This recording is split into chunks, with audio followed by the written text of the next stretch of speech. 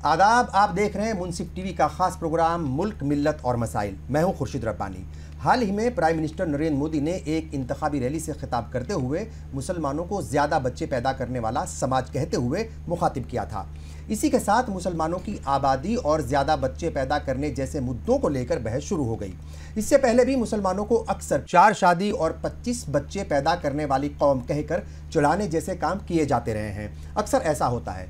आज मुल्क मिल्लत और मसाइल में इसी अहम मुद्दे पर चर्चा करेंगे कि क्या मौजूदा वक्त में भी मुसलमान, ख़ास तौर से बर्रे सगीर के मुसलमान और उसमें भी हिंदुस्तान के मुसलमान, ज़्यादा बच्चे पैदा करके मुल्क की आबादी बढ़ाने का काम कर रहे हैं।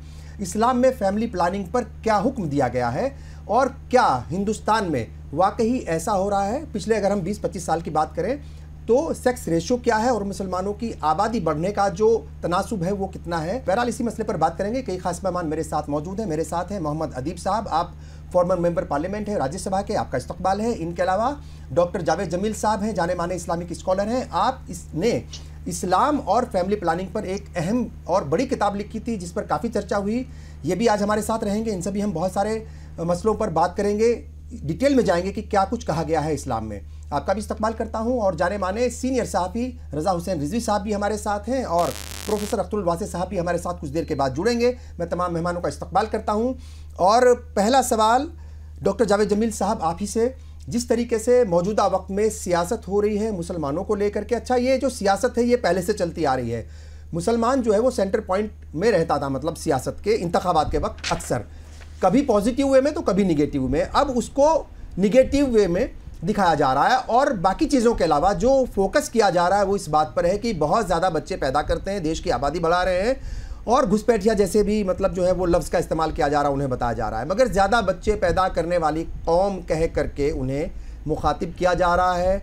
सोशल मीडिया पर 4 शादी और 25 बच्चे पैदा करने वाली कौम कह करके कहा जा रहा है। पहला रिएक्शन क्या है इस मसले पर? देखिए, ये बड़ी अफसोसनाक बात है कि देखिए इलेक्शन के वक्त ये बात तो समझ में आती है कि भाई ठीक है, बहुत सारे ऐसे इश्यूज उठाए जाते हैं कि जिन पर गर्मा गर्म बहस हो, लेकिन उसका मेयार इस हद तक गिर जाए कि जिसमें पूरी कम्युनल कॉन्फ्लिक्ट्स होने की गुंजाइश पैदा हो जाए, जिसमें इस बात के इम्कानात हो जाए कि एक कौम के बारे में एक बहुत ही मनफी नेगेटिव तस्वुर लोगों के जहन में हो जाए और उस बुनियाद पर इलेक्शन को जीतने की कोशिश की जाए, तो ये एक बहुत ही एक नेगेटिव ट्रेंड है। और इसमें खास तौर पर अगर प्राइम मिनिस्टर की मुंह से इस तरह की आवाज़ सुनी जाती है, ज़बान सुनी जाती है, तो ये और भी ज़्यादा, चूँकि ऐसा अक्सर होता आया है कि पहले प्राइम मिनिस्टर्स कम से कम या जो प्रेसिडेंट्स ऑफ पार्टीज़ होते हैं वो काफ़ी महदूद अपने आप को एक रखते हैं ज़बान के एतबार से और अपने दायरे में रहकर बात करते हैं। लेकिन कई बार नीचे के लोग कई बार ऐसी बातें कर देते हैं कि जिसके ऊपर इख्तलाफात हो, लेकिन खुद प्राइम मिनिस्टर के मुंह से ऐसी बातें आना ये बड़ी, और वो भी जिन बातों का कोई बुनियाद ना हो।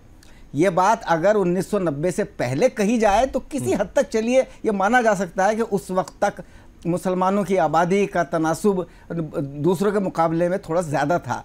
लेकिन 1992-93 के बाद में, और चूँकि मेरा इसमें एक अहम रोल रहा है कि 1993 में मेरी किताब इस्लाम और फैमिली प्लानिंग आई, उस वक्त जबकि मुस्लिम उलमा में भी और मुसलमान पब्लिक के अंदर भी कुछ इस बात को लेकर गलतफहमी थी कि इस्लाम में फैमिली प्लानिंग की गुंजाइश है कि नहीं है, या है तो किस कदर है। उस किताब ने पहली मर्तबा बिल्कुल ये वाज़ेह कर दिया कि इस्लाम में फैमिली की गुंजाइश है, मगर कुछ हुदूद के साथ में। बिल्कुल ठीक है, डिटेल पर भी मैं ज़रूर जाऊँगा। मगर चूँकि प्राइम मिनिस्टर ने ये बात बोली है और वो कह रहे थे कि भाई वो हिंदुओं की संपत्ति या हिंदुओं की माल दौलत छीन करके अगर इंडिया ब्लॉक के लोग आ गए तो वो उनको सौंप देंगे, उनको उनमें तकसीम कर देंगे जो ज़्यादा बच्चे पैदा करते हैं, मतलब सीधे तौर पर। और बाद में उन्होंने मुसलमानों का नाम भी लिया। तो ज़ाहिर तौर पर सियासत भी इस पर हो रही है और सियासतदान भी हमारे साथ मौजूद हैं। मोहम्मद अदीब साहब क्या कहेंगे, किस तरीके से ये आबादी के मसले पर ही हम रहेंगे? मतलब ये मुसलमानों की आबादी को लेकर के लगातार बयानबाजी होती रही है और ये नई नहीं है, ये हमेशा से होती रही है, लंबे वक्त से होती रही है। क्या रिएक्शन है जब प्राइम मिनिस्टर भी, एक मुल्क का प्राइम मिनिस्टर भी अगर एक कौम को चिढ़ाने का काम करे आबादी का नाम लेकर के कि भाई बहुत ज़्यादा आबादी बढ़ रही है, इनकी वजह से बहुत ज़्यादा बच्चे पैदा कर रहे हैं, तो रिएक्शन क्या है पहला इस पर? मेरा अपना ख्याल ये है कि ये जाहिराना बात है। जैसे डॉक्टर जमील साहब ने कहा, ये कहीं से साबित नहीं हो रहा है कि देखिए आबादी बढ़ती है मुफलिसी में। आप सिलम में जाइए तो वहाँ की आबादी इसलिए बढ़ जाती है कि इंसान दिन भर मजदूरी करता है, कोई रिक्रिएशन उसके पास नहीं है, वो खाना खाता है और फिर अपनी जिंदगी गुजारता है। आज के दौर में जबकि टेलीविजन आ गया है, बहुत से रिक्रिएशंस हो गए हैं, आबादी सबकी घट रही है और मुसलमानों की सबसे ज्यादा कम हो रही है, और वो इस बात को समझ रहे हैं। लेकिन ये सब इलेक्शन स्टंट है। इस पे वाई.एस. कुरैशी साहब ने भी एक बड़ी डिटेल किताब लिखी है। लेकिन ये मकसद जो है ये सिर्फ इलेक्शन के लिए हो रहा है, इसमें कोई हकायक नहीं है और ना ही इसको संजीदगी से लेना चाहिए, क्योंकि इलेक्शन के बाद ये मुद्दा फिर अगले 5 साल के बाद उठेगा।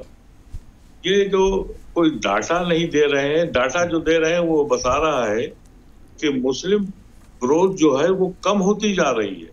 बिल्कुल डॉक्टर साहब ने सही कहा कि 90s की बात अगर आप करते तो उस वक्त तो ये बात समझ में आई थी कि ग्रोथ हुई है, लेकिन अब तो डिक्लाइन पर है। सारे डाटा मौजूद हैं इसके। ये सिर्फ इलेक्शन स्टंट है और इस पे मैं समझता हूँ कि ज्यादा तवज्जो देने की इसलिए जरूरत नहीं है कि इसको दुनिया जान चुकी है। जहां तक ये 4 शादियां और 5 शादियों की बात करते हैं मुसलमानों के बारे में, उस पे इलेक्शन का फायदा भी उठा रहे हैं, तो आप इस बात को बिल्कुल, आप अगर इसके सर्वे करवाइए, मुसलमान की हैसियत तो अब एक शादी करने की भी नहीं रही। अगर आप गैर मुस्लिमों की तरफ जाएं, खासतौर से वो तबका हिंदुओं का जो बड़ा दौलतमंद हो गया है, वो एक तो जायज शादी करता है और 3 नाजायज शादियां करता है। हाँ। तो सबके पास 3-3 4-4 औरतें हैं। जब कभी इनके पास, मुसलमानों के पास दौलत रही होगी, नवाबीन थे, पैसे वाले थे, तो 4-4 शादियां करते होंगे। अब तो एक शादी करना भी नहीं है। ठीक है, वैसा नहीं है ये कहीं से। ठीक है, मैं किसी ऐसे मुसलमान को नहीं जानता इल्ला एक को जी कि जिसने 2 शादियां की। ठीक है, लेकिन मैं 5-7 अपने हिंदू दोस्तों को जानता हूं जिनकी 2-2 3-3 शादियां हैं, एक ऑफिशियल 2 अनऑफिशियल। ठीक है, इस पे कोई डाटा गुफ्तगू नहीं होती, क्योंकि भाई उनके पास वेल्थ है, उनके पास हैसियत है। हाँ। वो अफोर्ड कर सकते हैं, लेकिन आज का मुसलमान तो अफोर्ड कर ही नहीं सकता है। रजा हुसैन रिजवी साहब, मुसलमानों की बढ़ती आबादी पर सियासत और बयानबाजी वो नई बात नहीं है, वो हमेशा से होती रही है। मैं पहला रिएक्शन जानना चाहूँगा, फिर इसकी डिटेल में जाएंगे कि असल में हकीकत क्या है और कब से ये आबादी कब तक बढ़ी और कब से वो कम होना शुरू हो गई और उसकी वजूहात क्या हैं। देखिए रब्बानी साहब, उससे कोई रिकॉर्ड तो मेरे पास मौजूद नहीं है। हाँ। लेकिन इस्लाम चला है पैगम्बर इस्लाम मोहम्मद मुस्तफ़ा सल्लल्लाहु अलैहि वसल्लम से, उससे पहले भी जनाब आदम के टाइम से भी मुसलमान हैं। लेकिन जो 14 साल का इस्लाम कहा जाता है वो पैगंबर मोहम्मद मुस्तफ़ा साहब से कहा जाता है। लेकिन जनाब आदम को भी हम लोग मुसलमान समझते हैं, क्योंकि वो भी कलमा होता था, ला इलाहा इल्लल्लाह आदम सिफतुल्लाह, यानी कलमा पढ़ा जाता था। ला इलाहा इल्लल्लाह मूसा कलीमुल्लाह, ये था। ला इलाहा इल्लल्लाह ईसा रूहुल्लाह, तो ये कलमे थे। फिर उसके बाद जब मोहम्मद साहब आए तो ला इलाहा इल्लल्लाह, इस्लाम कंप्लीट हुआ है। मतलब इस्लाम वो तो जी इस्लाम कंप्लीट हुआ है। ये गदीर के मैदान में आप कह सकते हैं कि ये इस्लाम जो है वो 1400 साल पहले कंप्लीट हुआ है। तो पैगंबर मोहम्मद मुस्तफा साहब की भी जो है 9 बीवियां थी, आप समझिए। लेकिन वो जो बीवियां थी तो वो शादियां ऐसी ना मानिए कि वो शादी करते थे, पसंद करते थे। अब जैसे जंगे खैबर के अंदर जो जंग लड़ी गई, उसमें सफिया जब आई तो उनको जो है लोगों ने घेर के और उसको सब औरतों के बीच में रखा। तो मालूम हुआ कि नहीं साहब, ये मरहब जो है, जो जंगे खैबर का बड़ा वो था जिसको मारा गया था, ये मरहब की बहन है। तो उसको पैगंबर इस्लाम ने बिल्कुल जो है वो अलग कहने भी, इनको अलग करो और इनको अलग रखो। और उसके बाद जो है वो बाद में फिर अक़्द उनके साथ हुआ। कुछ लोग ला करके खुद अपनी जो है बेटियां दे देते थे कि साहब ऐसा है, ये पैगंबर मोहम्मद मुस्तफ़ा सल्लल्लाहु अलैहि वसल्लम है, इनके साथ हमारी बेटी की शादी होगी तो हमारा रुतबा बढ़ जाएगा। तो उस नजरिए से लोग देख के ये बताते हैं कि साहब मुस्लिमों में 4 शादी और इतनी शादी और इतनी शादी। लेकिन ऐसा नहीं है। मुसलमानों में जो शादी की बातें हैं कि इतनी शादियां, हमें तो हमारे ऐसे कई दोस्त मुसलमान भी हैं जहाँ हमने नहीं देखा कि 4 शादियां हो, ये शादियां हो, एक ही शादी में रहते हैं। लेकिन आप समझिए, कांग्रेस ने सच्चर कमेटी की रिपोर्ट, न्यायमूर्ति रंगनाथ मिश्रा की रिपोर्ट, कमीशन इसकी रिपोर्ट, आपने सब रिपोर्ट तो ले लिया और आपने हम लोगों को अल्पसंख्यक बना दिया कि साहब ये अल्पसंख्यक हैं। भाई हमें क्यों अल्पसंख्यक बना दिया? आपने हमें क्यों मेन स्ट्रीम से अलग कर दिया? हमें अगर अल्पसंख्यक बनाया तो उसके बाद हमें वो बहबूदी और तरक्की के रास्ते आपने क्यों नहीं दिए? आपने जब कमीशन बैठाला, जब सत्तर कमेटी की रिपोर्ट आई तो उस पर इम्प्लीमेंटेशन होना चाहिए। खाली बस आपने बता दिया और रिपोर्ट आ गई, रिपोर्ट में आ गया कि साहब हमारी जो एक अच्छी कम्युनिटी हमारे साथ दलित भाई रहते हैं, बताया कि उनसे नीचे जो वो जा चुके हैं तरक्की के अंदर। तो आप क्या बताना चाहते थे? ठीक है, हम लोगों को बेइज्जत करना चाहते थे या हम लोगों को खुशहाली देना चाहते थे? क्या नजरिया था आपका कांग्रेस? आप कह रहे हैं कि कांग्रेस की गलतियां थी, उनकी पॉलिसीज वैसी थी कि जिसकी वजह से मुस्लिम तबके को अब आकर के आहिस्ता आहिस्ता बदनामी झेलनी पड़ रही है और उसका असल जिम्मेदार कौम नहीं है, तबका नहीं है, बल्कि कांग्रेस है। डॉक्टर जावेद जमील साहब देखिए रब्बानी साहब, हाँ सर, आपको आधे सेकंड में बता दूं जी कि मुसलमान इस देश की दौलत पर अपना पहला हक नहीं मानता है। ठीक है, वो मानता है कि देश के संसाधनों पर हर हिंदुस्तानी का हक है।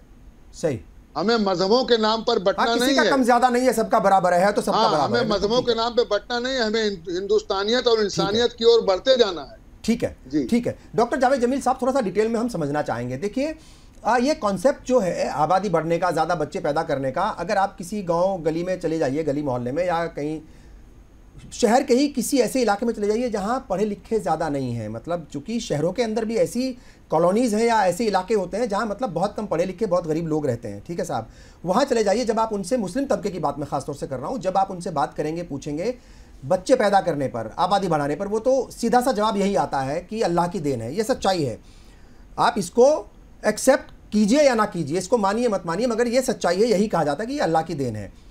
मैं आपसे ये जानना चाहता हूँ कि इस्लाम में फैमिली प्लानिंग में के लिए क्या हुक्म दिया गया है, उसका कॉन्सेप्ट क्या है? चूंकि बाकायदा किताब लिखी है आपने, तमाम पॉइंट्स को आपने वहाँ पर जो है वो एक एक करके लोगों को बताने की और समझाने की कोशिश की है। तो मैं चाहूँगा आप जो है वो फैमिली प्लानिंग को लेकर के इस्लाम का क्या हुक्म है, थोड़ा डिटेल में बताने की। देखिए मेरी किताब 1993 से पहले आई थी, उस वक्त तो बहुत आवाम के दिमाग में अक्सर ये कन्फ्यूज़न था, लेकिन अब बहुत वक्त गुजर चुका है और वो कन्फ्यूज़न तकरीबन गरीब से गरीब आदमी के भी दिमाग में अब नहीं है और वो सब जानते हैं। देखिए इस्लाम में पहली बात तो कुरान पाक में कई चीज़ें ऐसी आई कि जो उस तरफ इशारा करते हैं कि इनके फैमिली को प्लान किया जाना चाहिए।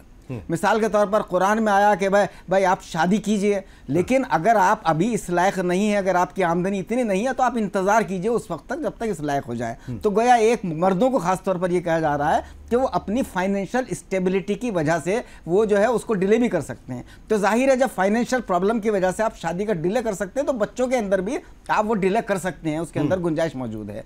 फिर कुरान में आया कि हर माँ अपने बच्चे को 2 साल तक मुसलसल दूध पिलाए, और ये मेडिकल फैक्ट है कि अगर एक्टिव ब्रेस्ट फीडिंग 2 साल तक हो रही है तो जब तक एक्टिव ब्रेस्ट फीडिंग होती है उसके बाद में प्रेगनेंसी के इम्कानात बहुत कम हो जाते हैं। तो गोया बिल्कुल, और ये सीधा इशारा है कि एटलीस्ट 2 साल का गैप तो रहे। 2 साल का नहीं, एटलीस्ट 3 साल का गैप, क्योंकि 2 साल के बाद तो प्रेगनेंसी स्टार्ट होगी, तो 2 बच्चों के दरमियान गैप तकरीबन 3 साल के आसपास का हो जाएगा। तो ये भी कुरान ने वाज़े किया। फिर अहादीस में अज़ली के नाम से बहुत सारी अहादीस मौजूद थी जिसमें इस बात की पूरी गुंजाइश मौजूद है, और उसी बुनियाद पर मैंने यह बात कही थी कि जो टेम्परेरी मेथड्स हैं उनकी इजाज़त इस्लाम में है, लेकिन जो परमानेंट मेथड्स हैं, स्टरलाइजेशन, नसबंदी या अबॉर्शन, उनकी बिल्कुल इजाज़त नहीं है। और अबॉर्शन तो इंतहाई ख़तरनाक चीज़ है कि इससे ज़्यादा बड़ा गुनाह नहीं हो सकता कि माँ के पेट में बच्चों का कत्ल कर दिया जाए। लेकिन अफसोस की बात यह है कि पूरी दुनिया में कम से कम 7 करोड़ बच्चे हर साल कत्ल कर दिए जाते हैं सिर्फ इस वजह से कि उनके माँ बाप एक नाजायज़ किस्म के ताल्लुकात में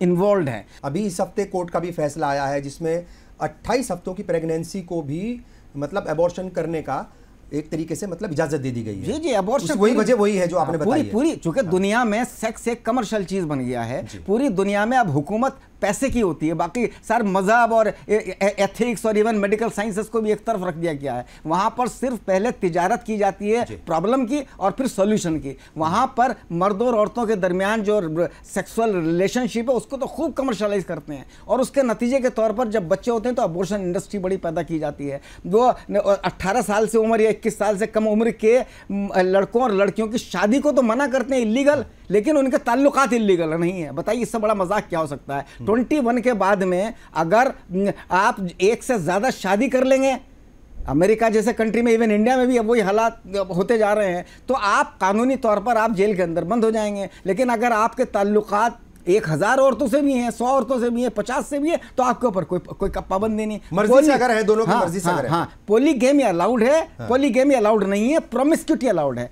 और प्रोमिस्क्यूटी और पोलीगेमी के अंदर मेडिकल पॉइंट ऑफ व्यू से जबरदस्त फर्क मौजूद है।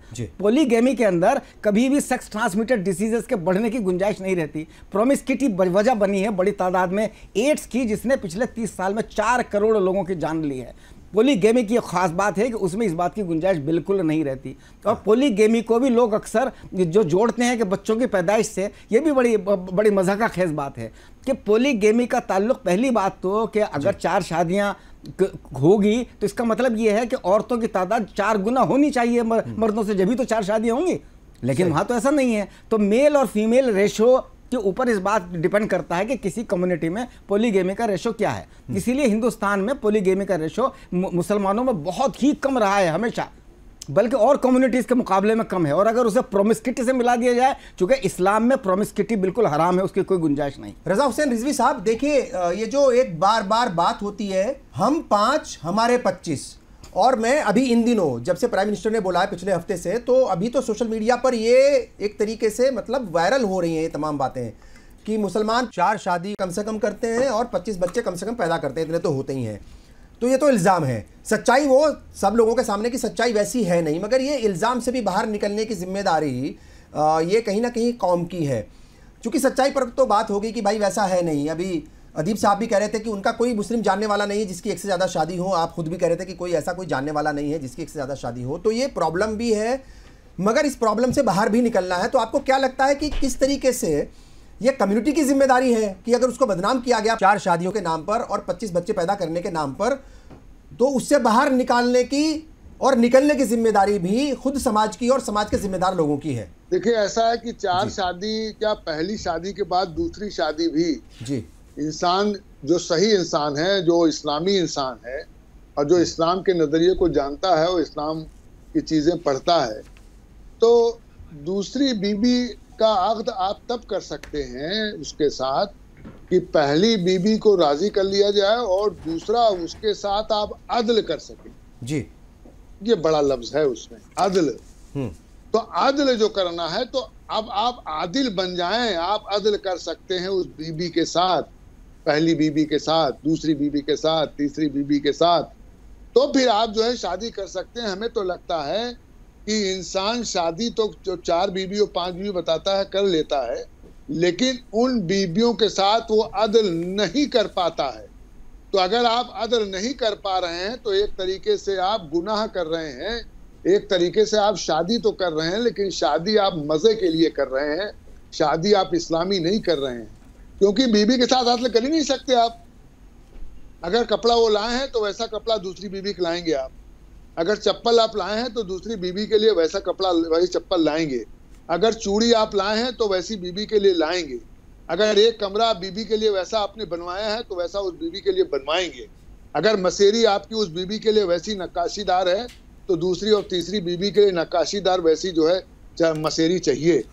तो अगर आप बीवी के साथ गए हैं, रात बिताई है, तो उसके बाद दूसरी बीवी के साथ उसी हिसाब से आपको वो रात बितानी है।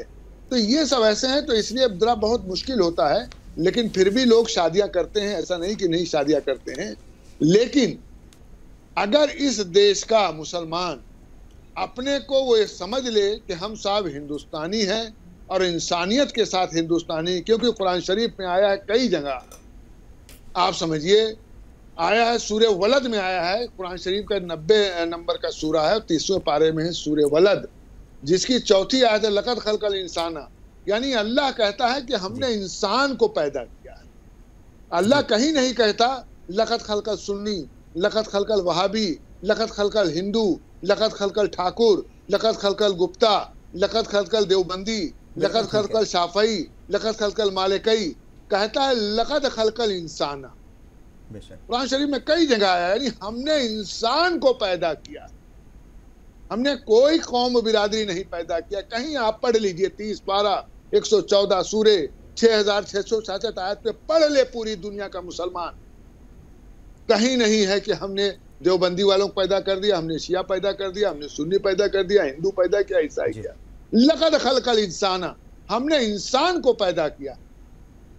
तो मुसलमान इंसान बने, शैतान न बने, शैतानी काम। तो क्या ज्यादा बच्चे पैदा करना जो है वो शैतानियत की तरफ करता है? फिर तो ऐसे प्राइम मिनिस्टर जो है वो भी कई सारे भाई बहन है, 2 से ज्यादा है भाई। तो ज्यादा बच्चे की मैं बात नहीं कर रहा हूं, मैं बात कर रहा हूं अगर अदल कर सकता है, ठीक है, अदल वो तो पहली शर्त है साहब, वो तो पहली शर्त है, वो तो पहली शर्त है।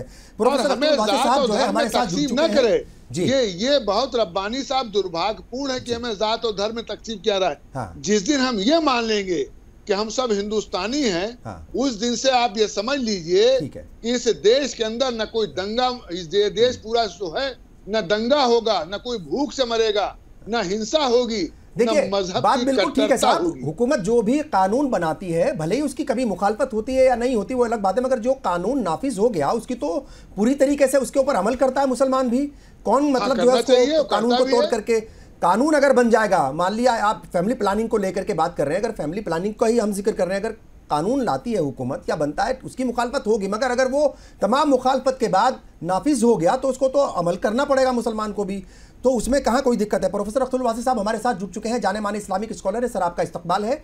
मुसलमानों की आबादी को लेकर के लगातार सवाल उठ रहे हैं और अभी प्राइम मिनिस्टर ने कहा था एक कौम को कि वो ज़्यादा बच्चे पैदा करती है और आपकी हक हुकूक छीन करके उनको दे दिए जाएंगे, ज़्यादा बच्चे पैदा करने वालों को। सीधे तौर पर मुसलमानों की तरफ इशारा था और खुल करके वो मुसलमानों के लिए ये बात बोल रहे थे। पहला रिएक्शन मैं आपसे यही जानना चाहूँगा, ये जो एक माइंड सेट है या जो परसेप्शन है मुसलमानों को लेकर के कि वो ज़्यादा बच्चे पैदा करते हैं, 2024 में बैठ करके आज हम डिबेट कर रहे हैं, आज भी क्या ऐसा ही है? क्या मानते हैं आप? ज़्यादा बच्चे पैदा होने का फ़ायदा ये होता है कि आदमी प्रधानमंत्री हो जाता है जी। यानी जब 7 बहन भाई हों तो उसके नतीजे में यही होता है, समझे, ऐसी कोई बात नहीं है। 7 बहन भाई हों तो देश का गृह मंत्री हो जाता है, 7 बहन भाई हों तो देश का विधि मंत्री हो जाता है। क्या हमें वो हम सब ने देखा है, ऐसी कोई नई बात नहीं है। ज़्यादा बच्चे हों तो बिहार का मुख्यमंत्री बन जाता है लालू प्रसाद यादव के रूप में और राबड़ी देवी के रूप में। ऐसी बात नहीं है कोई कि मुसलमानों ही के लिए ये बात है। ये बुनियादी तौर पे बच्चे पैदा करना जो है वो असल में वजह ये है कि आप जब लोगों को रोज़गार नहीं देंगे, जब लोगों को शिक्षा नहीं देंगे, जब लोगों को एक दूसरे के से एक दूसरे के साथ मिल बैठने का मौका नहीं देंगे, तो ज़ाहिर बात है कि वो बीवी के पास ही बैठेगा और किसके पास बैठेगा। और नतीजे के अंदर क्या होगा, ज़ाहिर बात है कि इश्क जब हद शरीयत से गुजर जाता है, जलवाए कसरत औलाद नज़र आता है, तो बुनियादी तौर पे इस नतीजा यही होता है। लेकिन हम जैसे जैसे हम देख रहे हैं तालीम आ रही है, शिक्षा आ रही है, उससे इस तरह से लोगों के अंदर एक तरह से बच्चा कम पैदा करने की एक सभ्यता और संस्कृति पैदा होती चली जा रही है। मिसाल के तौर पे मैं आपसे अर्ज़ करूं, अपने घर की बात करता हूं और कहीं की नहीं। मेरे वालिद के 6 बच्चे थे, मेरे 4 हैं, मेरे बेटे के 2 ही हैं। बिल्कुल ठीक जी। तो अब ये बदलाव तो आया है, ये बदलाव नहीं, ये मैंने आपको अपने घर की मिसाल दी, कहीं और की मिसाल नहीं। और ये जो मिसाल आपने दी है, जितने लोग यहाँ बैठे हैं मेरा ख्याल के वो तकरीबन वैसी मिसालें होंगी उन सब। नहीं, वो सभी की होंगी, लेकिन जो एक दूसरी बात जो है वो एक वज़ीर आज़म किसी एक फ़िरक़े का नहीं होता है। बिल्कुल सही। उसे क्या मैं ऐसी बात नहीं करनी चाहिए जो कि अलगाववाद की हो, जो कि लोगों को अलग-अलग करने की बात हो। तो हमें इस बात का एहसास करना चाहिए, वज़ीर आज़म ने जो कुछ बांसवाड़ा में कहा वो इंतहाई शर्मनाक, तकलीफ दे और दुखदाई है, इसका कोई क्या में जवाब नहीं हो सकता है। लेकिन वो गुजरात के इलेक्शन में जब भी अपने आप को कमज़ोर पाते थे इसी तरह की भाषा का प्रयोग करते थे और वही उन्होंने इस इलेक्शन में भी शुरू किया है। जबकि पहले फेज़ के बाद, ये दिलचस्प बात है, दिलचस्प बात ये कि पहले फेज़ के बाद किया है, जब दूसरा फेज़ शुरू होने वाला है। मैं समझता हूँ कि उन्हें इस तरह की बात नहीं करनी चाहिए। और देखिए मामला सिर्फ आपने, मुझे अफसोस ये है कि आपके बारे में भी कि आपने भी सिर्फ मुसलमानों के मामले में क्या कसरत औलाद को लिया है, इस पे आप कर रहे हैं। लेकिन इस मुल्क के वज़ीर दाखिला ने वो बयान जो दिया जिसके अंदर के उसने कहा कि अतीक से किसने छुटकारा दिलाया, हमने निज़ाम की बात, वो निज़ाम की बात की। और निज़ाम में उन्होंने अतीक का, मुख्तार मसूद का नहीं, अंसारी का, आजम खां का, सबका नाम लिया। मैं वही कह रहा हूँ, और 2 नाम तो उसमें ऐसे हैं, नसीमुद्दीन सिद्दीकी और इमरान मसूद, जिनके ऊपर कोई चार्जेस भी नहीं है। चलिए ठीक है भाई, वो बाहुबली थे, उनका आप जिक्र करो। मैं आपसे कह रहा हूँ चार्जेस अगर हैं तो वो अदालत फैसला करेगी ना। सही बात है। उसके लिए मैं और आप जो है वो भाषा इस्तेमाल नहीं करेंगे कि हमने मतलब ये कि ये नहीं कहेंगे असल में कि हमारी वजह से पैदा हुए। मैं थोड़ा वाजे कर दूं सर, आज की डिबेट जो है वो पॉलिटिकल नहीं है। ये तो मैंने जिक्र किया कि उनके प्राइम मिनिस्टर के बयान के बाद मुसलमानों की आबादी को लेकर के, मैं सर मेरी बात को पूरा कर लूं, ये हम डिबेट इसलिए कर रहे हैं कि मुसलमानों की आबादी को लेकर के, ज्यादा बच्चे पैदा करने को लेकर के एक नई बहस वापस छिड़ गई है, शुरू हो गई है। बात जो है, जो प्रोग्राम है आज का, इसका मकसद यह है कि हम बेदार कैसे करें कौम को। इस्लाम के अंदर फैमिली प्लानिंग के बारे में क्या हुक्म दिया गया है, क्या कहा गया, उस पर भी बात करें। इसीलिए इतने पढ़े लिखे लोग हैं, अदरवाइज तो हम पॉलिटिकल लोगों को बुला करके, पॉलिटिकल इस पर हम ऑलरेडी कर चुके हैं, निजाम पर भी डिबेट कर चुके हैं और प्राइम मिनिस्टर के बयानों पर भी कर चुके हैं। आज सिर्फ पढ़े लिखे लोग हैं। अदीब साहब को भी, चूंकि वो बहुत ज़्यादा मतलब जो है अवेयर आदमी है, अवेयरनेस का काम करते हैं, ठीक है, वो राज्यसभा मेंबर रहे, तो उनको भी आज इसीलिए बैठाया गया है। अच्छा, ये जो जिक्र होता है आबादी बढ़ने का, असल में ये जो हवाले दिए जाएंगे या दिए जाते रहे हैं, मतलब उसके पीछे की वजह यह है कि आबादी जो है वो किसकी कितनी थी आज़ादी के वक्त, उसका हवाला अक्सर दिया जाता है कि जो हिंदुओं की आबादी थी वो तकरीबन 84% थी हिंदुओं की आबादी आज़ादी के वक्त, जो घट करके 79 पॉइंट कुछ रह गई है, मतलब 80 के आसपास रह गई है। मुसलमानों की 9% के आसपास थी, वो बढ़ करके 14 हो गई है। तो अक्सर इस बात का हवाला दिया जाता है कि भाई 2050 तक जो है इनकी आबादी कितनी हो जाएगी और ये हो जाएगा, तमाम चीज़ें जो है वो हो जाएंगी। मेरा सवाल अदीब साहब आपसे है कि ये मसला, देखिए ये बात भी सच है कि ये पॉलिटिकल भी है, ऐसा नहीं है कि सियासत से बाहर ये मसला नहीं हो सकता, क्योंकि इस मसले पर सियासत भी होती रही है, बार बार कानून लाने की बात होती है, फैमिली प्लानिंग की बात होती है। क्या लगता है मुस्लिम तबका, चूंकि वो जब भी फैमिली प्लानिंग की बात होती है सबसे पहले आवाज़ उसी की तरफ से उठती है, तो किसी मुल्क में अगर आप रह रहे हैं, कोई कानून बन रहा है तो उस कानून की पालना, उस कानून को मानना, वो तो मुसलमानों की भी जिम्मेदारी है, उसका भी फर्ज है। मुझे नहीं मालूम आज तक किसी आलिम दीन ने, किसी सियासी जमात के लीडर ने या किसी मुस्लिम लीडर ने अपनी कौम से ये कहा हो कि अपने मुसलमान बच्चे बढ़ाओ। लेकिन आरएसएस के और बीजेपी के लीडर बराबर इस बात का ऐलान करते हैं कि ज्यादा से ज्यादा बच्चे पैदा करो। मुजरिम कौन है? मुजरिम वही लोग हैं जिन्होंने अपनी कौम के अंदर एहसास कमतरी मुब्तला कर दी और जिसका सरगना आज का हाकिम वक्त हिंदुस्तान का प्राइम मिनिस्टर है।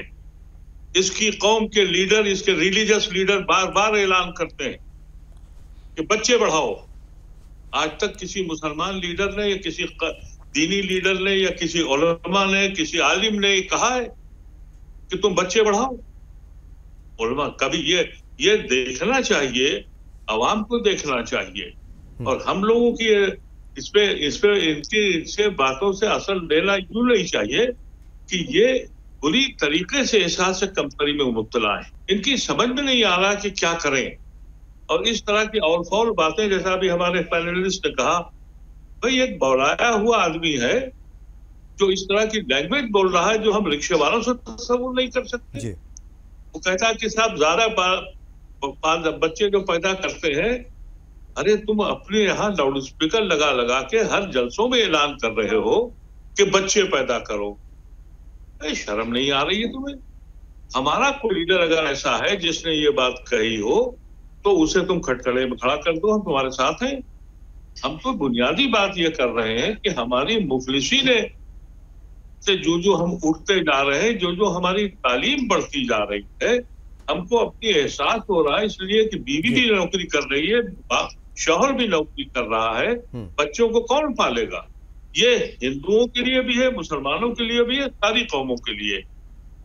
ये एक पूरा एक लेबल लगाया गया है जहां तक हमारे ऊपर 25 इल्जामात हैं।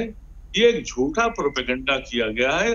डॉक्टर जमील साहब ने भी इस पर किताब लिखी है, वो हमारे अभिवायस कुरैशी ने भी लिखी है। पूरे डाटा ये बता रहे हैं कि मुस्लिम पॉपुलेशन एक्सक्लूसिवली डाउनग्रेड हो रही है, नीचे जा रही है, इसलिए कि उनमें एहसास हो रहा है वो अपना एक बच्चा नहीं पाल पा रहे हैं, अपने बच्चों को स्कूल नहीं पढ़ा पा रहे हैं।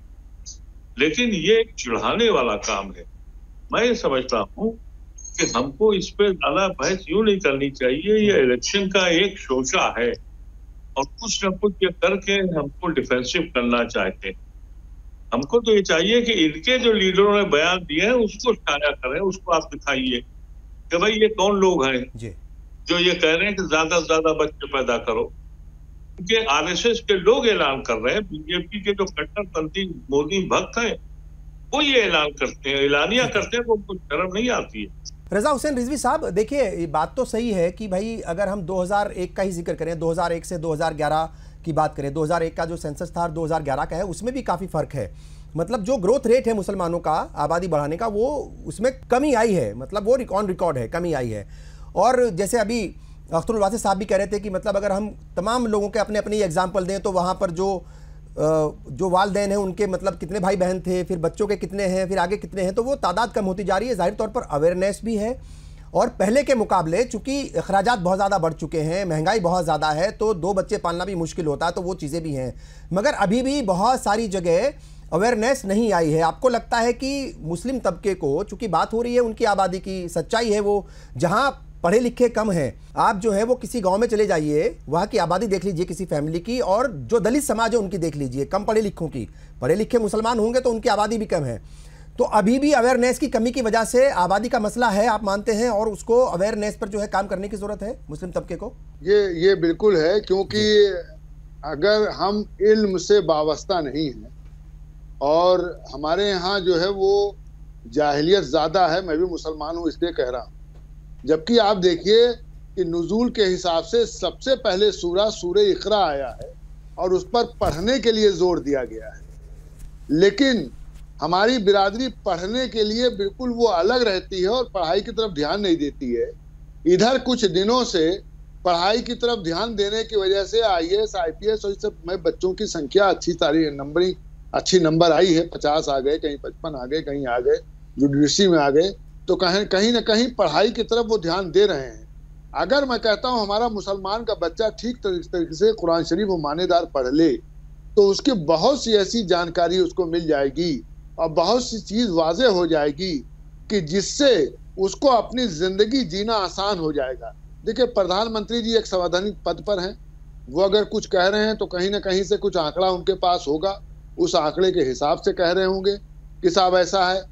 लेकिन ये आम चलन में तो ये है, जैसा हमारे लायक जो है एक्स MP साहब ने कहा कि साहब जो स्लम एरिया है उस एरिया में जाहिर सी बात है कि बच्चे खाते हैं पीते हैं, अपना काम कम रहता है, उसके बाद बच्चे बढ़ाते हैं। तो कहीं ना कहीं ये एक चलन में तो है कि मुसलमान बच्चे ज्यादा पैदा करते हैं, लेकिन उसको अगर आप देखें माशरे में तो उस तरीके से जो है वो बच्चे नहीं है जिस तरीके से बच्चे पहले मुसलमान लोग पैदा करते थे। अब एक तो सबसे बड़ा ये है कि अगर ऑपरेशन कराने आप अगर बच्चा हॉस्पिटल लेके जाएंगे तो डॉक्टर तो फौरन ये कह देती है कि साहब बच्चा जरा से वो है और ऑपरेशन करना पड़ेगा। तो उसमें 3 बच्चे होते हैं। जैसे मैं ही बताऊं, मैं अपने बीबी को ले गया सन 1985 में हॉस्पिटल में, उन्होंने कहा ऑपरेशन करना पड़ेगा, ऑपरेशन कर दिया, मेरे 3 ही बच्चे हुए, 2 बेटी 1 बेटा।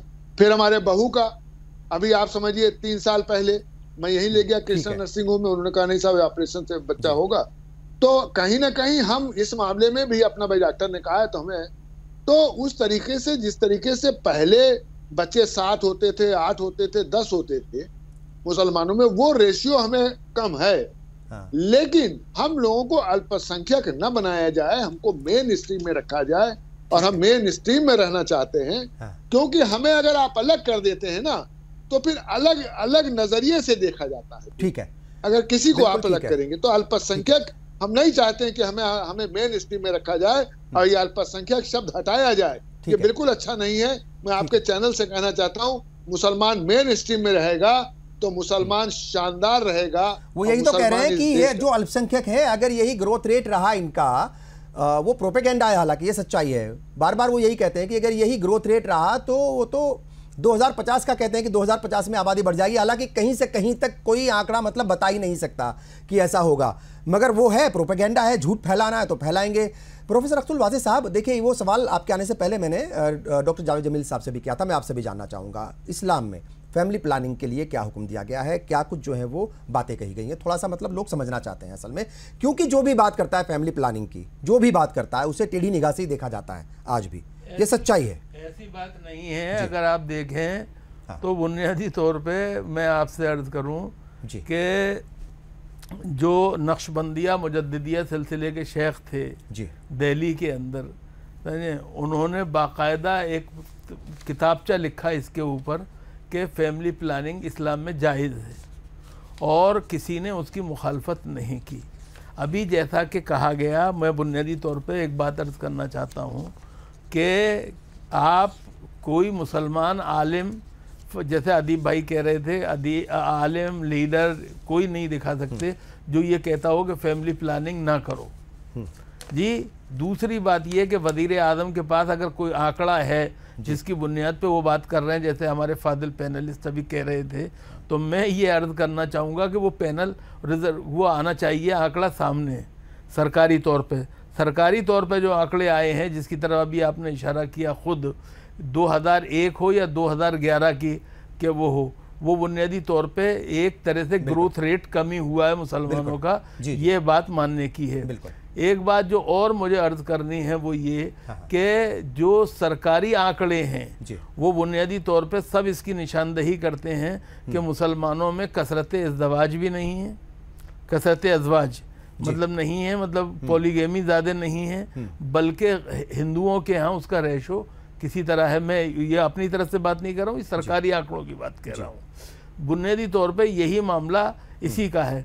अभी जो वज़ीर आज़म जो है तो हमारे 5 और हमारे 25 की बात करते हैं, वो बुनियादी तौर पे भड़काऊ बातें हैं, बेबुनियाद बातें हैं, गैर फहम बातें हैं, जिनकी तरफ हमें तवज्जो नहीं देनी चाहिए। और बुनियादी तौर पे मुसलमानों को अपनी खुशहाली के लिए कोशिश करनी चाहिए, और उसके लिए ज़रूरी है कि बच्चे कम पैदा किए जाएँ। आखिरी बात जो मुझे अर्ज़ करनी है वो ये कि ये मुसलमान मेन स्ट्रीम में रहना चाहता है, ये नहीं देखना चाहते उसे मेन स्ट्रीम में, इसीलिए मुसलमान लड़कियों की तालीम के ख़िलाफ़ हैं जी। ये NIOS से अगर कोई इश्तराक किया जाए तो उसके ख़िलाफ़ बयानबाजी होती है। बुनियादी तौर पे ये तमाम चीज़ें हैं। हमें इन चीज़ों, हम तो चाहते हैं कि मुल्क के कौमी धारे के अंदर, मेन धारे के अंदर रहें, मेन स्ट्रीम में रहें, लेकिन ये बुनियादी तौर पे हमें रहने दें, जबकि तो आप रहेंगे। ये बुनियादी तौर पे ये सारी कोशिशें जो हैं, वरना वज़ीर आज़म अगर मुसलमान कौमी धारे की बात करते तो समझ में आता कि मुसलमानों से कहते कि भाई कौमी धारे में आप रहिए, आप ज़्यादा वोट दीजिए। हम समझते हैं वोट जो है हमारा कौमी फरीज़ा ही नहीं, मजहबी फरीज़ा भी है। बिल्कुल। तो इसलिए हमें बुनियादी तौर पे क्या हमें इस बात पर कोई एतराज़ नहीं है कि हम कौमी धारे में रहें, मेन स्ट्रीम में रहें, लेकिन उसके लिए ज़रूरी है कि रहने भी दिया जाए, ये बहुत ज़रूरी है।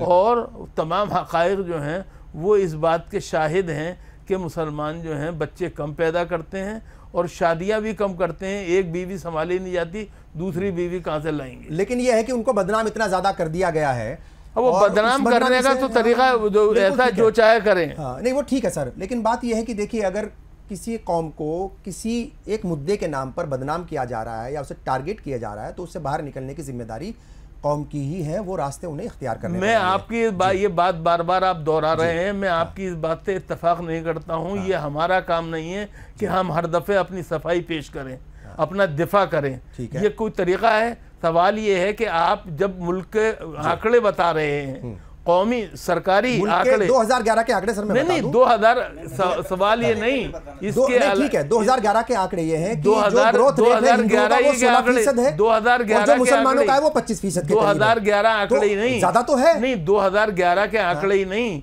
बल्कि जो बुनियादी तौर पे सरकारी दूसरी एजेंसियों के आंकड़े हैं, वो बुनियादी तौर पे उन एजेंसियों के आंकड़ों भी देखना चाहिए, और उसमें ये मानना चाहिए कि मुसलमान जो हैं वो बच्चे भी कम पैदा करते हैं और शादियां भी कम करते हैं बुनियादी तौर पर। नहीं ठीक है आपकी बात। शादियों को लेकर के तो कहीं किसी को कोई, मेरा ख्याल के कोई बहस की गुंजाइश नहीं है। क्यों? कोई एक बात सुनिए, मेरी बात तो सुनिए ना सर। मैं ये कह रहा हूं कि कोई एक आध 25, ये क्या मतलब है?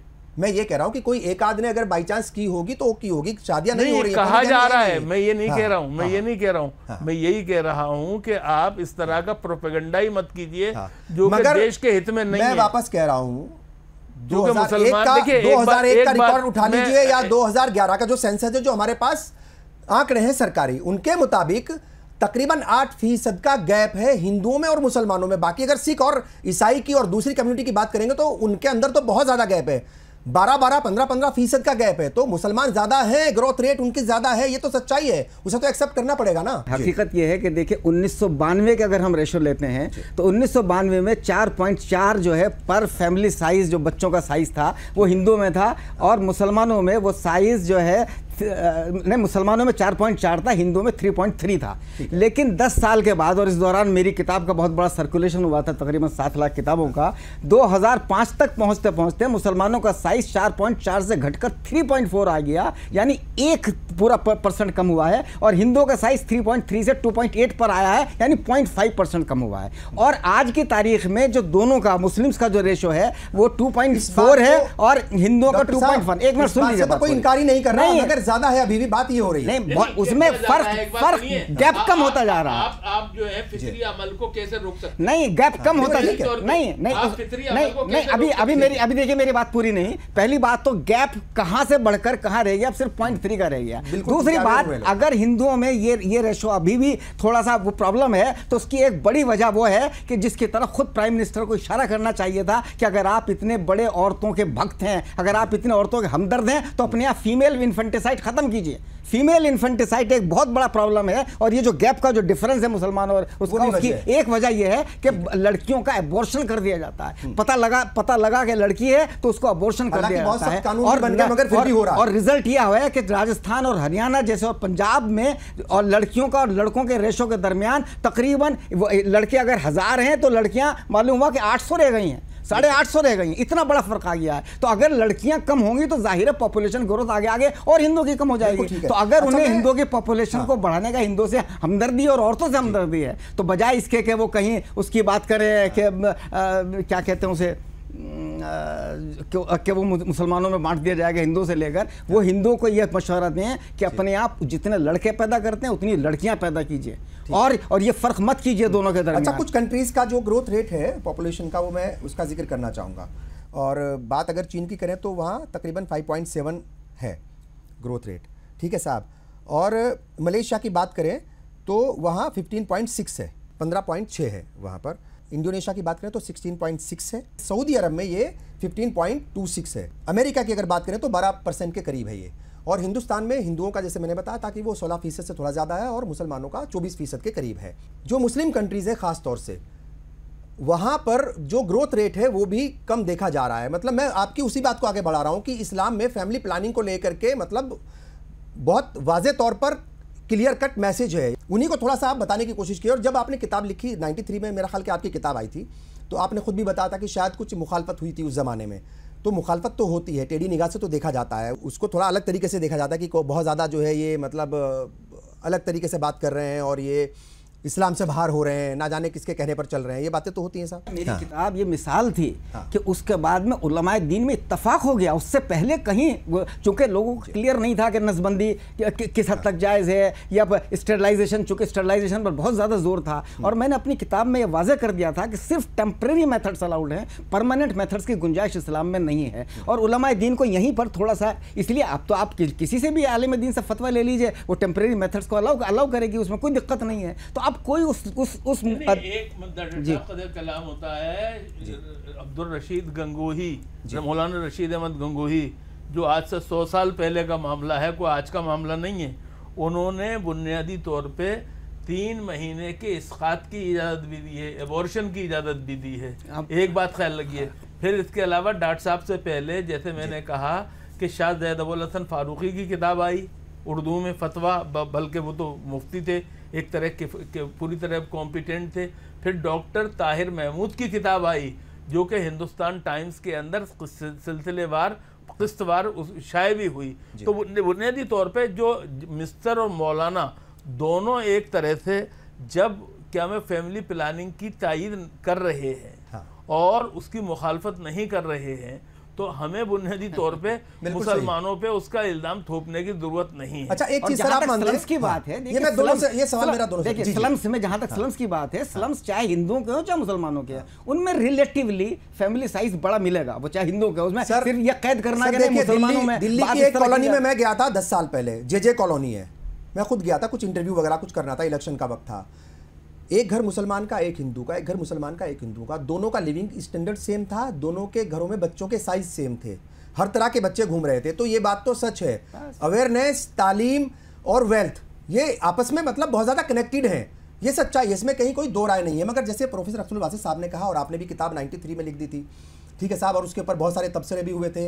आपने जब ऑफ द रिकॉर्ड बात हो रही थी, आप जो है एक बड़े आलिम के पास गए, आपने कहा कि आप मेरे सपोर्ट में एक ख़त लिखिए या एक मजमून लिखिए। उन्होंने हाथ जोड़ लिए कि नहीं, ये सब मैं नहीं करूँगा, हाँ अगर कोई ऐसी बात होगी तो मैं आपके साथ ज़रूर खड़ा रहूँगा। इस बात को कहने से, समझाने से, खुल करके बोलने से हर कोई डरता है, ये सच्चाई है। नहीं, अब नहीं है ये बात आप मैं वही चाहता हूँ कि आप बोले, आप बताएं इस बारे में, वाज़ेह करें। दूसरी बात, वो जो किताबें हैं जिनका जिक्र किया है वो आज भी बहुत सारे लोगों तक नहीं पहुंचती हैं। मैं परसों ही, और मैं अभी दिखा दूंगा, जैसे प्रोग्राम खत्म होगा मैं आप दोनों को वीडियो दिखाऊंगा। परसों ही कुछ मतलब बिहार के इंतखाबात के दौरान जो पहले फेज़ के इलेक्शन हुए थे, वहाँ कुछ बुरखा पहनी मतलब महिलाओं से कुछ बात कर रही थी, एक महिला ही बात कर रही थी। तो उसने पूछा आपके कितने बच्चे हैं? उसने कहा 7 बच्चे हैं। बोले इसका जिम्मेदार कौन है? बोले मतलब ये इतने बच्चे क्यों हुए? बोले अल्लाह की देन है। उसने पूछा, फ़ौरन उसने पूछा कि महंगाई का जिम्मेदार कौन है? बोले महंगाई का जिम्मेदार जो है वो मोदी है। तो उसने यही काउंटर सवाल किया कि भाई आप जो है वो बच्चे ज़्यादा पैदा हो रहे हैं तो उसके लिए तो मतलब जो है अल्लाह दे रहा है, और अगर महंगाई हो रही है तो वो मोदी की देन है। तो देखिए ये सवाल उठते हैं, क्योंकि वो किताबी बातें हैं, वो जो किताबों में लिखा है, किताबों में तो बहुत कुछ लिखा गया है जो बहुत ज़्यादा अभी तक कौम के पास नहीं पहुंचा है। मेरा सवाल यही है कि जो कुछ किताबों में लिखा गया है, जो कुछ शरीयत कहती है, जो कुरान और हदीस कहती है, वो आम लोगों तक भी पहुंचे। वो मतलब अच्छे घरों में रहने वाले या पढ़े लिखे लोगों तक तो पहुंचा होगा, मगर अभी भी बहुत बड़ी कौम ऐसी है जहां तक पहुंचना बाकी है। मैं दोनों से इसके ऊपर नहीं, देखिए एक तो बात मैं कहता हूं कि आप एक इंडिविजुअल का एग्जांपल साथ का दे रहे हैं। इंडिविजुअल्स आपको ऐसे भी मुसलमान बहुत मिल जाएंगे, मेरे ही कांटेक्ट में इतने सारे लोग हैं कि जिनके बेचारों के एक भी बच्चा नहीं है। वो इंडिविजुअल एग्जांपल्स की को देकर, एक आदमी के मिसाल देकर आप उसे जनरलाइज नहीं कर सकते। दूसरी बात यह है कि मैंने बताया ना कि फैमिली प्लानिंग के सिलसिले में अब इस्लामी नुक्ते नज़र में कोई किसी किस्म का भी अब वो नहीं रहा कि कोई डाउट्स रहे। सारे तकरीबन तमाम फ़िक़ा, तमाम उलमा इस बात पर मुत्तफ़िक़ है कि टेम्परेरी मेथड्स अलाउड है, परमानेंट मेथड्स की गुंजाइश नहीं है। एबॉर्शन सिर्फ कुछ मामलात में एबॉर्शन की इजाज़त हो सकती है, लेकिन आमतौर पर नहीं है। स्टेरिलाइजेशन की बिल्कुल गुंजाइश नहीं है। तो इसको एक मिसाल देकर आप उसको ये करने की कोशिश करें कि भाई ऐसा है अभी भी, तो उसकी कोई ऐसी मिसालें आपको हिंदू में भी मिल जाएंगी, हिंदुओं में भी मिल जाएंगी जिनके घरों में 6-7 लोग। लेकिन हिंदुओं की आबादी पर आज भी, दलितों की आबादी पर आज भी सवाल नहीं उठाए जा रहे हैं। टारगेट पर आप हैं तो जो टारगेट पर है तो उसी की बात होगी। जो टारगेट पर हैं तो हमें उनसे सवाल करने हैं ना कि भाई आप भी तो बताइए कि आपके यहाँ फीमेल इन्फेंटिसाइड इतना क्यों हो रहा है।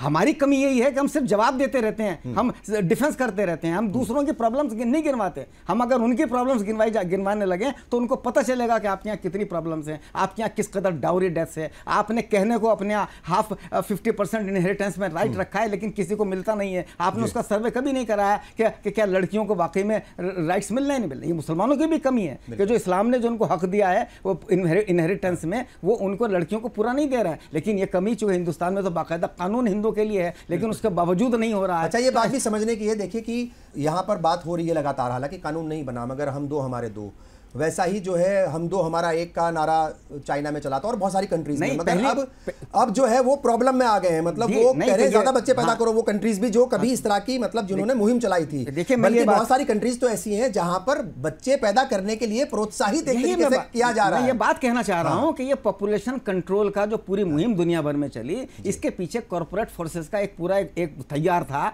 और असल प्रॉब्लम पॉपुलेशन एक्सप्लोजन कभी उतनी रही भी नहीं जितनी प्रॉब्लम ये कॉर्पोरेट क्रिएटेड प्रॉब्लम है। आज अगर दिल्ली की आबादी आप देखिए पिछले तकरीबन 30 साल के अंदर तिगनी चौगनी हो गई है, तो क्या उसकी वजह बच्चे पैदा होना है? नहीं, चूंकि हम रूरल से छोटे शहरों में और छोटे शहरों से बड़े शहरों में, बड़े शहरों से कैपिटल सिटीज के अंदर ये पूरा पलायन हो रहा है, जिसके पीछे हमारी इकोनॉमिक पॉलिसीज जिम्मेदार हैं कि वो गांवों के अंदर वो तमाम सहूलतें फराहम नहीं कर रहे हैं, छोटे शहरों में फराहम नहीं कर रहे हैं। तो मजबूरी के तौर पर लोग कैपिटल में आ रहे हैं। अब दिल्ली की आबादी तकरीबन 10-15 साल के अंदर तकरीबन दुगनी हो गई है। तो क्या वो बच्चे पैदा होने की वजह से हुई है? नहीं, उसका उससे कोई ताल्लुक नहीं है। और गाँव खाली हो रहे हैं, शहर भर रहे हैं। तो ये जो जब तक इकोनॉमिक पॉलिसी ठीक नहीं होगी, तो चाहे पॉपुलेशन वो जीरो भी कर देंगे तो उसके बावजूद भी कंट्री की इकोनॉमी सुधरने वाली नहीं है। अल्टीमेट फैसला इकोनॉमिक लेवल के ऊपर करना होगा गवर्नमेंट। ठीक है प्रोफेसर अफजल वासिफ साहब, एक बात तो आप मानेंगे, ये जनरल बात मैं कर रहा हूँ, खाली मुसलमानों की बात नहीं कर रहा हूँ। और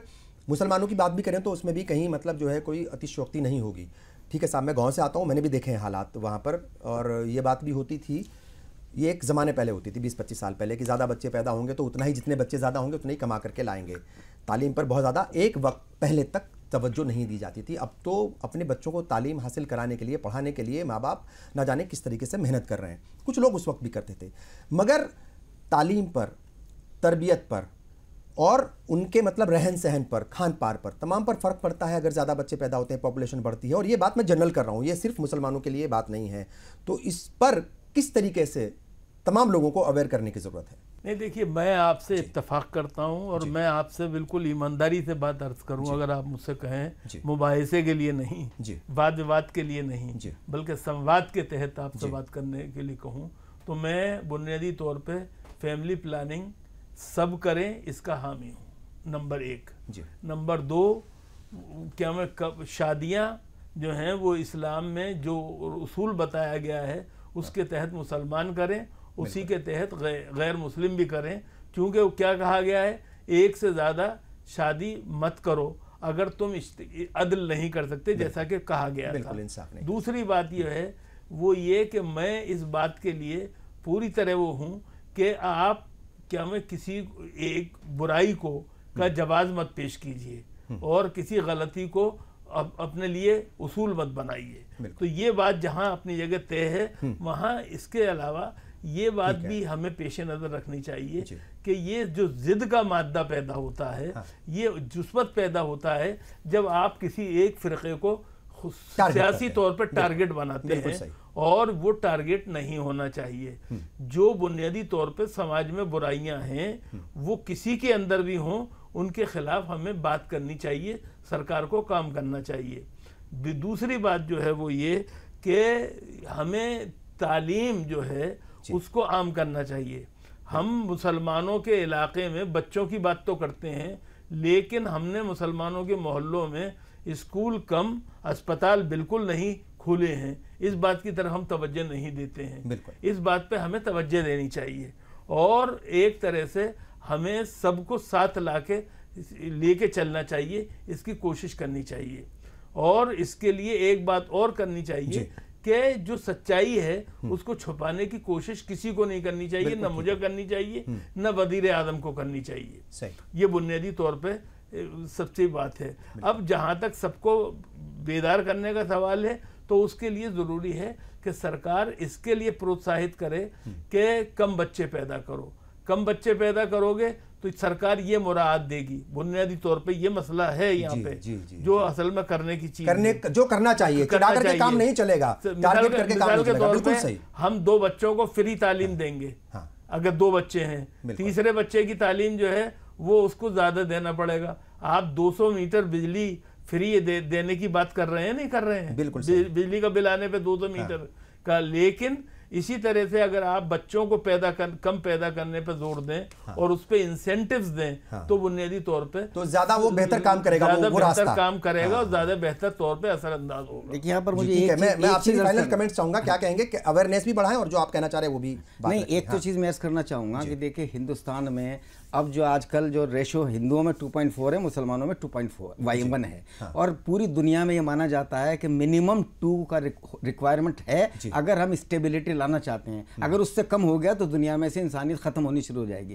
तो यानी तकरीबन हम उस जगह खड़े हैं जहां पर वो ज़रूरत है, तो इसलिए उसको लेकर इतना परेशान होने की ज़रूरत ही नहीं है। ज़रूरत ये है कि कंट्री की इकोनॉमिक पॉलिसी ऐसी बने जो गरीबों के हक में हो, जो पूरा का पूरा यानी जो इकोनॉमिक इनइक्वालिटी है वो किस हद तक बढ़ गई है। मैं मुद्दत से बात आर्टिकल्स में कहता आया हूँ कि इकोनॉमिक इनइक्वालिटी को कम करना सबसे पहली होनी चाहिए, और उसके लिए ज़रूरी ये है कि और उसको मैं इस्लाम से जोड़ता हूँ। उसके पीछे वजह मेरी कुरान के जो ज़कात और खुम्स और उश्र के जो तरीक़ा है उसी से है कि टैक्स जो है, सेल्स पर टैक्स कम से कम हो या ना हो, इनकम पर टैक्स कम से कम हो, लेकिन वेल्थ पर टैक्स होना चाहिए। जब हम वेल्थ पर टैक्स लगाएंगे और इन पर आहिस्ता आहिस्ता जीएसटी को कम करते चले जाएंगे तो महंगाई कम होती चली जाएगी और जो गरीबों के हालात सुधर जाएंगे और जो इनकम इनइक्वालिटी है जो और वेल्थ इनइक्वालिटी है उसमें ज़बरदस्त कमी आनी शुरू हो जाएगी। तो हमें इनकम इनइक्वालिटी और वेल्थ इनइक्वालिटी को